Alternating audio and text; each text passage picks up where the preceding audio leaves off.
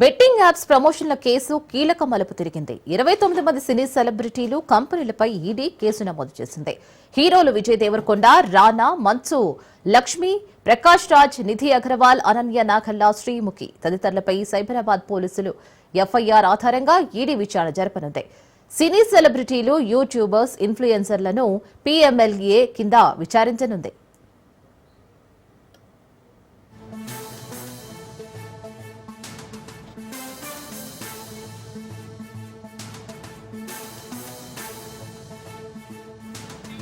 నిషేధిత బెట్టింగ్ యాప్లకు ప్రచారం చేసిన వ్యవహారంలో యాంకర్లు, బుల్లితెర నటులు, సోషల్ మీడియా ఇన్ఫ్లుయెన్సర్ల నుంచి సినీ ప్రముఖుల వరకు అందరిపైన ఇప్పటికే తెలంగాణ పోలీసులు కేసు నమోదు చేశారు.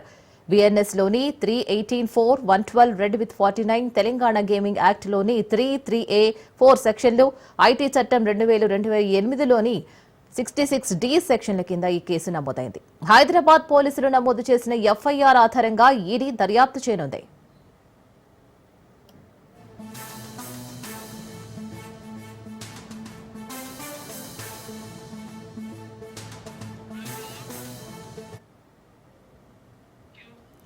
చట్ట విరుద్ధంగా యాప్లను డౌన్లోడ్ చేసుకోవాలంటూ సెలబ్రిటీలు, సోషల్ మీడియా ఇన్ఫ్లుయెన్సర్లు విస్తృతంగా ప్రచారం చేశారని ఆరోపణలున్నాయి. ఇందుకు వారు భారీగా కమిషన్, పారితోషికం తీసుకున్నారని కూడా పలువురు పోలీసులకు ఫిర్యాదు చేశారు. ఈ యాప్ల కారణంగా అప్పుల పాలై అనేక మంది ఆత్మహత్యలు చేసుకోగా చాలా కుటుంబాల్లో ఆర్థిక సంక్షోభం నెలకొందని పోలీసులు ఎఫ్ఐఆర్లో పేర్కొన్నారు.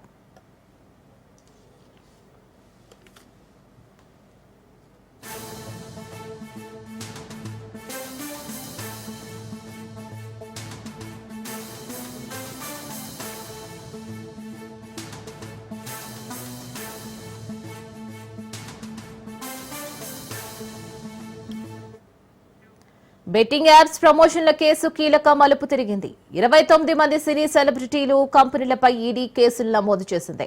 హీరోలు విజయ్ దేవరకొండ, రానా, నటి మంచు లక్ష్మి, ప్రకాష్ రాజ్, నిధి అగర్వాల్, అనన్య నాగల్లా, శ్రీముఖి తదితరులపై సైబరాబాద్ పోలీసులు ఎఫ్ఐఆర్ ఆధారంగా ఈడీ విచారణ జరపనుంది. సినీ సెలబ్రిటీలు, యూట్యూబర్స్, ఇన్ఫ్లుయెన్సర్లను పీఎంఎల్ఏ కింద విచారించనుంది.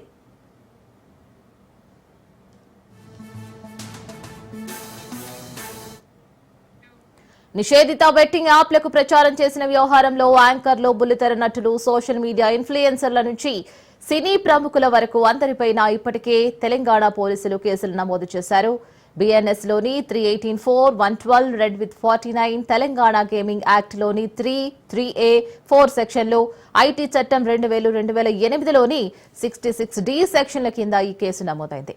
హైదరాబాద్ పోలీసులు నమోదు చేసిన ఎఫ్ఐఆర్ ఆధారంగా ఈడీ దర్యాప్తు చేయనుంది.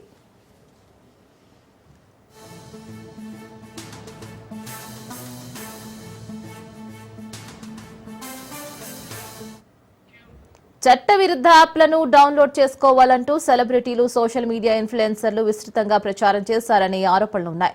మరి ఇందుకు వారు భారీగా కమిషన్, పారితోషికం తీసుకున్నారని పలువురు పోలీసులకు ఫిర్యాదు చేశారు. ఈ యాప్ల కారణంగా అప్పుల పాలై అనేక మంది ఆత్మహత్యలు చేసుకోగా చాలా కుటుంబాల్లో ఆర్థిక సంక్షోభం నెలకొందని పోలీసులు ఎఫ్ఐఆర్లో పేర్కొన్నారు.